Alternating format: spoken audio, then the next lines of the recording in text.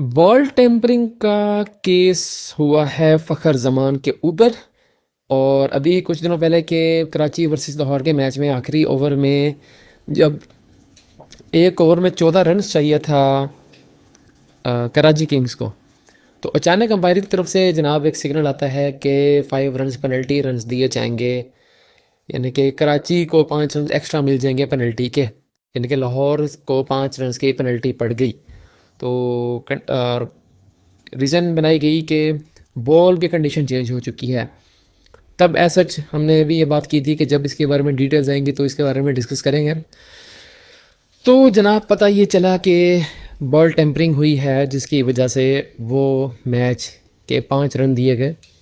और फिर एक ओवर में 9 रन चाहिए था कराची किंग को, जो कि हमारे हारिस रऊफ भाई ने आके 2 बॉलों में ही पूरे करवा दिए थे। वो अलग बात है कि 5 रन होते भी तो हारिस रऊफ साहब ने वो पूरे करवा देने थे, वो एक अलग डिबेट है। लेकिन वो 5 रन की डिटेल खुल गई है कि हुई थी जनाब बॉल टेम्परिंग। अब बॉल की कंडीशन चेंज होने का मतलब ही ये था कि बॉल टेम्परिंग हुई है।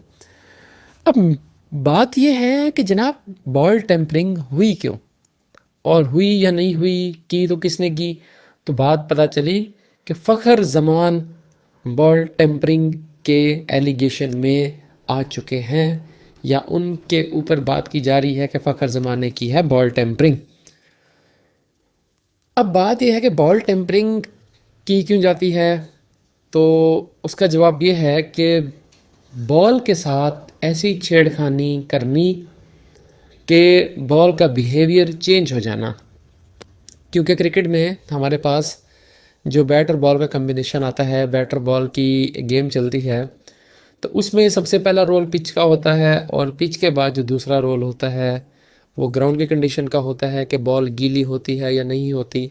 और उसके बाद एक अदर फैक्टर आ जाता है कि बॉल की कंडीशन का, कि बॉल की एक साइड को शाइनी बना के दूसरी साइड को रफ कर दिया जाता है, एयर स्विंग बॉल में आ जाती है, और ये हर तरह की कंडीशन को चेंज करने को बॉल टेम्परिंग कहा जाता है।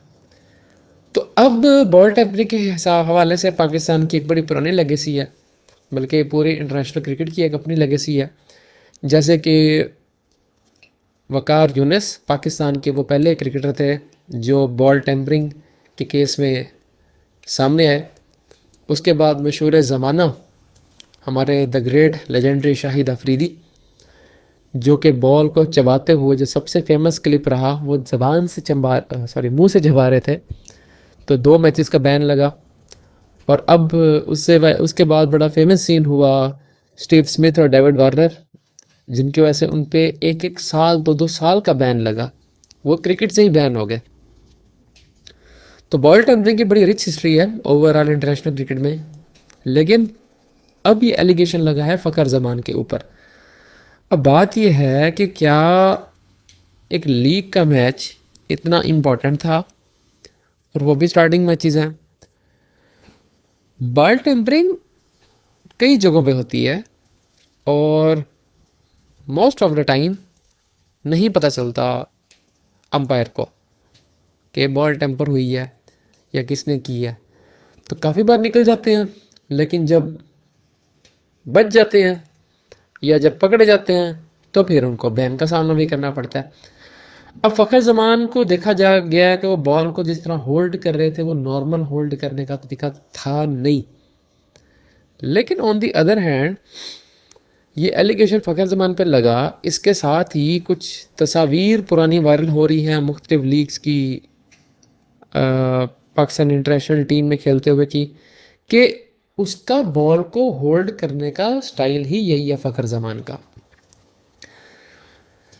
लेकिन जब मैच के दौरान पेनल्टी लगी लाहौर कलंदर को 5 रन की, और उसके रिस्पांस में लाहौर कलंदर ने कोई रेजिस्टेंस शो नहीं की, जिसको कहते हैं कि दे हैव एक्सेप्टेड कि इट्स ओके।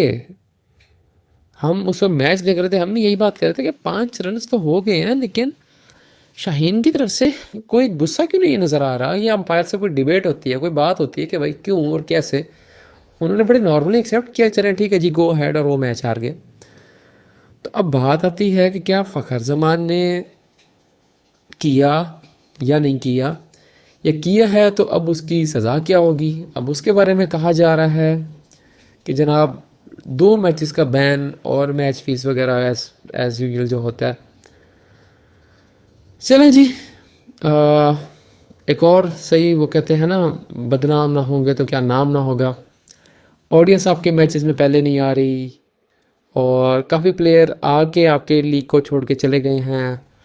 ऊपर से 2 दिन पहले की बात है, नसीम शाह पे 2 करोड़ का फ़ाइन लगा ट्वीट करने पे। अब की बात करें तो वो बॉल टेम्परिंग का केस। तो बड़े अच्छे तरीके से हमारी लीग को फेमस करने की कोशिश की जा रही है। चले कोई नहीं, पार्ट ऑफ लाइफ है और पार्ट ऑफ द लीग है, होता है, चलता है दुनिया। बाकी बॉल टेम्परिंग से कितने मैचेस ही कोई जीता है तो ऐसा जिसकी कोई बड़ी हिस्ट्री मिलती नहीं है। फेयर प्ले करो यार, फेयर प्ले करो, खेलो अपनी तरफ से।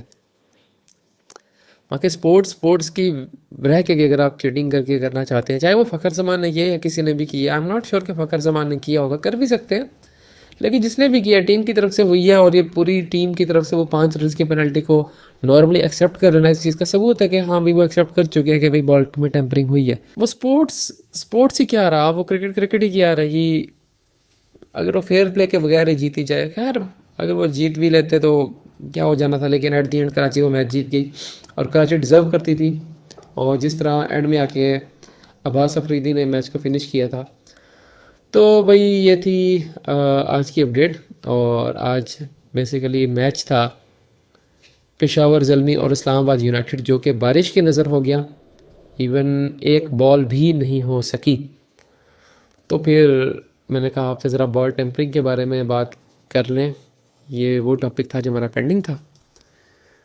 तो बॉल टेम्परिंग को लेके आपकी क्या राय है, क्या सोचते हैं इस बारे में कि फ़खर ने की है या नहीं की, या 2 मैचेस का बैन इनफ पनिशमेंट है या नहीं है।